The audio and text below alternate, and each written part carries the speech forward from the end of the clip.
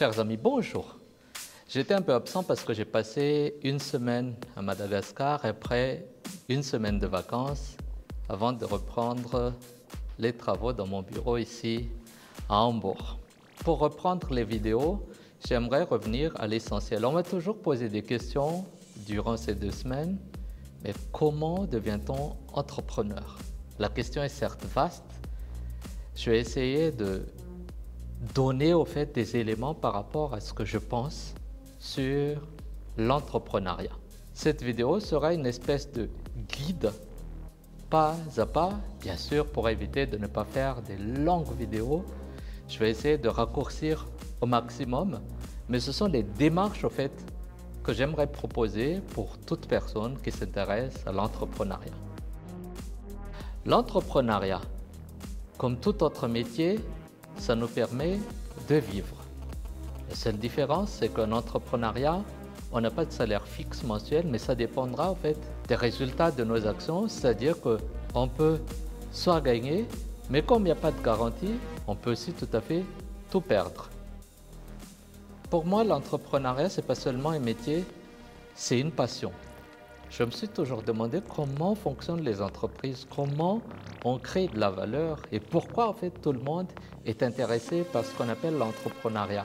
Moi, je suis tombé dedans par hasard parce que je suis financier à la base et on m'a demandé d'accompagner des associations de petits producteurs dans la zone est de Madagascar au début des années 2000. En fait, ce qu'on faisait, c'est donner des microcrédits et appuyer les gens à se structurer en association.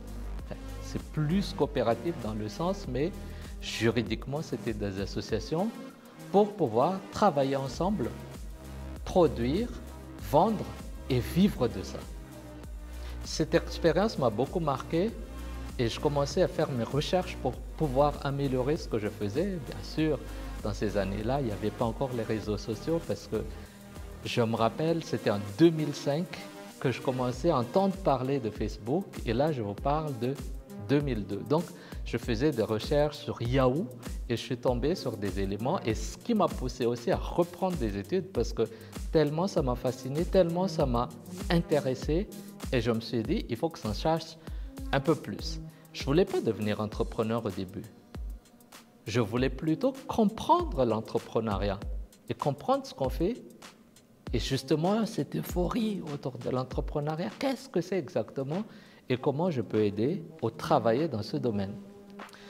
Donc, pour revenir à cette vidéo qu'on veut être courte, j'aimerais proposer quelques étapes pour se lancer dans l'entrepreneuriat. Tout d'abord, quand on parle d'entrepreneuriat, il faut une idée de business, comme on dit. Pour avoir beaucoup plus de chances de réussir, dans cette idée, il faut quand même qu'on creuse dans les choses où on a des compétences, où on a de la passion, où on peut exceller. Premier réflexe, c'est de regarder un peu les tendances du marché. Qu'est-ce qu'on peut faire en fait dans notre métier, dans ce qu'on fait, et qui pourrait répondre ou solutionner la problématique des gens. Pour moi, j'ai commencé par hasard dans le riz. Je voyais des camions qui passaient avec des paddies, des tonnes de paddies. Donc je me suis dit, mais pourquoi on transporte des paddies d'un point A vers un point B, dans Bad Razak, là où j'étais en mission, vers Antananarive, si on sait qu'une bonne partie de ces paddies vont devenir des sons. Ça n'a pas de valeur.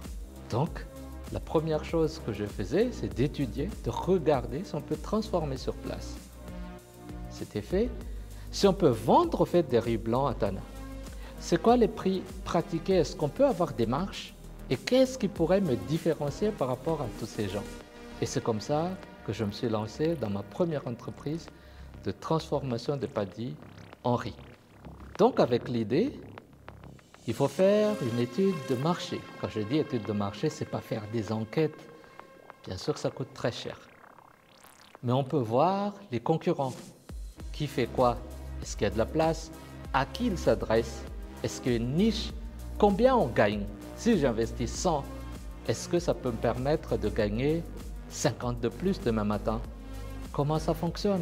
C'est quoi les réels besoins et les demandes des clients? Moi, je ne voulais pas faire des trucs grand public.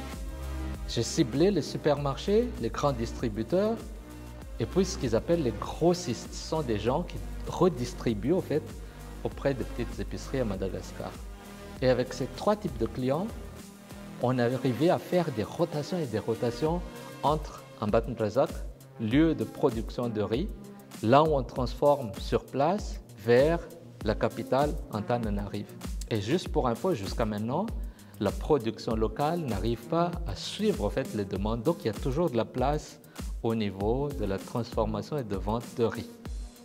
Les idées, après, il faut les tester, en discuter avec des gens, voir des cas réels, en parler directement avec les clients potentiels, avec les fournisseurs potentiels, et de fil en aiguille, on améliore et c'est comme ça qu'on développe en fait sa première idée qu'il faut mûrir avec le temps, bien évidemment. Ensuite, il faut mettre en place ce qu'ils appellent un business model, c'est-à-dire que comment on gagne de l'argent, comment on fonctionne en fait et qu'est-ce qui nous différencie des autres gens. Et je n'ai pas envie d'entendre qu'on est le moins cher, parce que ce n'est pas un levier être moins cher. Si vous êtes le moins cher aujourd'hui, demain votre concurrent va diviser son prix par 3, vous êtes mort. Être différent, c'est avoir des savoir-faire, avoir un élément en fait qui attire les clients. Ça peut être le service, ça peut être le packaging, ça peut être, si vous avez beaucoup d'argent, le fait de donner du crédit, consommer d'abord, payer plus tard. J'ai regardé récemment l'histoire de Bernard Tapie et ça j'aime bien. Quand il a commencé à vendre la télévision, le post-téléviseur, dans les années 70, qu'est-ce qu'il a fait? Il a déposé des télés dans chaque foyer. Il a dit, vous avez 2-3 jours, vous essayez. Si vous aimez, vous gardez, il faut payer bien sûr.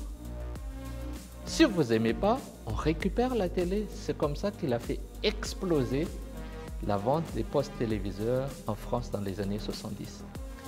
Comment on génère des bénéfices? Parce que parfois, c'est on achète, on transforme, on vend, on fait des marges.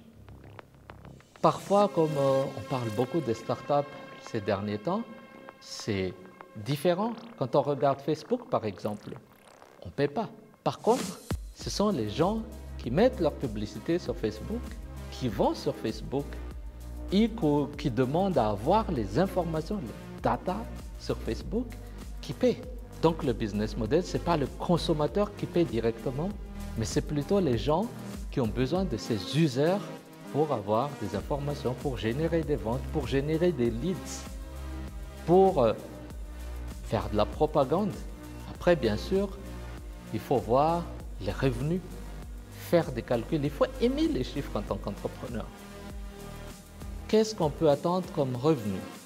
Qu'est-ce qu'on doit payer comme charge? Quel profit, en fait, peut-on avoir? Et à partir de quand? Seuil de rentabilité. Quelle quantité minimum doit-on vendre pour pouvoir avoir un équilibre entre les revenus et les dépenses? Et ce business plan, c'est aussi un outil, parce que parfois on se lance, on a besoin d'avoir un partenaire, des gens qui peuvent être des associés, qui peuvent être des bailleurs, qui vont donner des fonds sous plusieurs formes.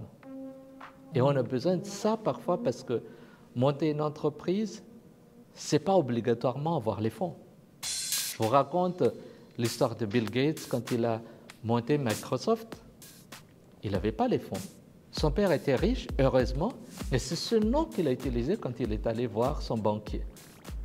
Mais il n'avait pas les moyens de lancer tout de suite son affaire avec les moyens de ses parents. Troisièmement, c'est choisir après son statut juridique. Ce n'est pas chose simple. On ne fait pas des pile ou face. En fait, c'est par rapport à votre imagination, c'est par rapport à ce que vous voulez faire, en fait, par rapport à votre vision. Est-ce que ça va être une entreprise à taille humaine? Par exemple, je vends mon savoir-faire en tant que consultant, en tant que prestataire. Donc là, je peux me dire, bon, je vais monter une entreprise individuelle et ça s'arrête là. où je me dis, écoute, je vais mettre en place une équipe, je vais faire entrer des associés, mais je veux plutôt avoir quelque chose de très simple, c'est-à-dire avec une direction, une équipe, disons jusqu'à 20, 30 ou 50 personnes. Là, on peut penser à une SARL. En revanche, si on dit, j'aimerais avoir des gens qui vont rentrer, dans 2 ans, certains vont ressortir.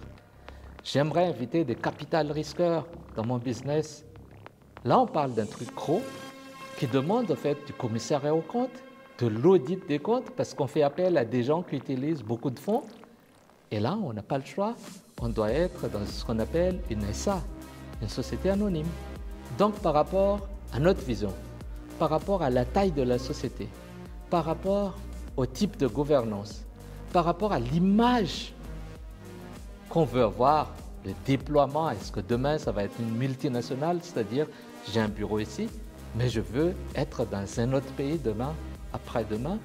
Tout ça, en fait, avec d'autres éléments, bien sûr, tout ça vous aide à vous structurer, à choisir, en fait, ce qu'on appelle la forme juridique de votre entreprise.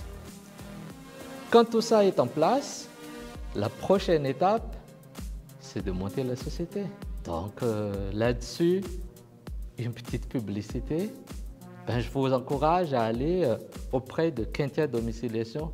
Ils ont créé plus de 650 entreprises avec plus de 25 nationalités différentes dans le monde depuis voilà 15 ans.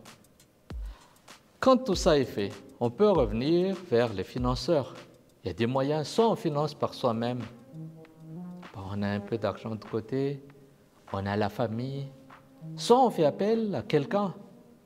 Des startups utilisent le crowdfunding en ligne, soit on parle avec des capital risqueurs, soit on fait appel à sa banque. Il y a plusieurs manières de faire. Et ce n'est pas noir ou blanc, on peut aussi mixer, faire un mix de financement. Mais le plus important, en fait, c'est de pouvoir convaincre ces gens à mettre leur argent dans votre business. Pour cela, il faut que le business plan, le business model tienne la route, qu'il y a les clients qui sont prêts à acheter, qu'il y a des fournisseurs, qu'on a le savoir-faire, en fait, la technique pour produire soit le produit, soit des services, soit un mix, ou si c'est quelque chose en ligne comme une application, est-ce qu'on a la capacité de développer cette application? Et aussi avoir des calculs, bien sûr, comme ce sont des prévisions, ça ne va pas être exact à 100%, mais ça doit être le plus fidèle possible, quelque chose de logique à mettre sur la table, à présenter à nos financeurs. Il faut connaître son entreprise comme sa poche. On ne doit pas se préparer pour faire un pitch pour son entreprise. Ça doit être là. Quand on pose une question, on débite. C'est quoi votre entreprise, au fait? On offre des solutions pour tel. Quand on parle du groupe Quintia, nous sommes une solution, en fait. On offre des accompagnements pour les gens qui veulent investir et entreprendre à Madagascar. C'est ça. Après, s'ils demandent, mais comment vous faites ça? On commence à expliquer. Mais c'est quoi le core business? Qu'est-ce que vous faites exactement? Vous devez le savoir aussi pour votre société ou vos sociétés. Et puis, il faut se lancer. Se lancer, c'est mettre en place des outils marketing, avoir des sites web, être présent sur les réseaux sociaux, dans les journaux, sur les 4x3, sur les bus, comme vous voulez, là où il y a les clients. Parce qu'on ne fait pas les choses par plaisir, il faut plus cibler, utiliser les peu de moyens pour avoir beaucoup plus d'impact. Bien étudier sa démarche marketing. La meilleure façon de faire, en fait, c'est d'appeler des spécialistes. Comme on n'est pas tous spécialistes du marketing, donc si on veut lancer un produit, on fait appel à quelqu'un. Comme ça, on paie beaucoup, bien sûr, mais l'impact que ça donne, c'est ça le plus important. Après, vendre. Vendre, ce n'est pas seulement une publicité. La publicité, en fait, c'est un support, c'est un rappel. Quand on a fait une prospection, par exemple, la personne regarde un peu sur Facebook et dit « Ah tiens, C'est l'entreprise qui m'a contacté et s'il a oublié au fait de répondre à un email de prospection, ce rappel est important pour qu'il rentre à nouveau dans le dossier et pourquoi pas vous répondre. La prospection, c'est important en qualité, mais aussi en quantité. Dans l'entrepreneuriat, en fait, il y a deux choses très, très importantes.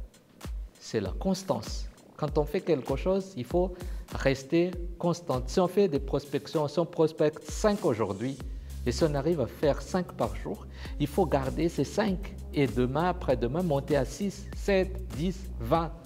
La constance. Deuxième élément, c'est la discipline. Si vous n'êtes pas discipliné, il faut oublier. Pendant que tout le monde fait la fête, si on a une offre à finir, on le fait. Vous voyez, au moment où je tourne cette vidéo, il est 20h. Je suis le seul à être dans ce bureau. Le seul. Mais je me suis dit, il y a des gens qui me suivent. J'ai envie de faire cette vidéo et je dois le faire aujourd'hui avant de rentrer. Je peux aussi rentrer, regarder la télé comme tout le monde. Je ne gagne pas forcément de l'argent en faisant de la vidéo. Mais j'ai mis en place un objectif, il faut que je l'atteigne, peu importe le prix. Et c'est ça en fait, c'est cette difficulté qui fait que tout le monde ne peut pas être entrepreneur. La plupart des gens en fait peuvent avoir la face un peu glamour, ils ont de l'argent, ils sont bien habillés, belle voiture, tout le temps en voyage, dans l'avion, première classe, on boit du champagne. Tout ça, c'est pas gratuit parce que le sacrifice dans l'autre face, c'est pas simple. Quand tout le monde, à la fin du mois, dort tranquillement, « Ah tiens, j'attends mon salaire ». L'entrepreneur, lui, il s'arrache les cheveux. Est-ce que ma trésorerie est suffisante? Je dois payer le salaire, je dois payer le loyer, l'eau et l'électricité. Est-ce qu'on a atteint les ventes? Est-ce que si on a atteint les ventes, les gens ont payé? Parce que parfois on vend, mais les gens paient plus tard. Est-ce qu'on a assez de trésorerie? Regardez les budgets.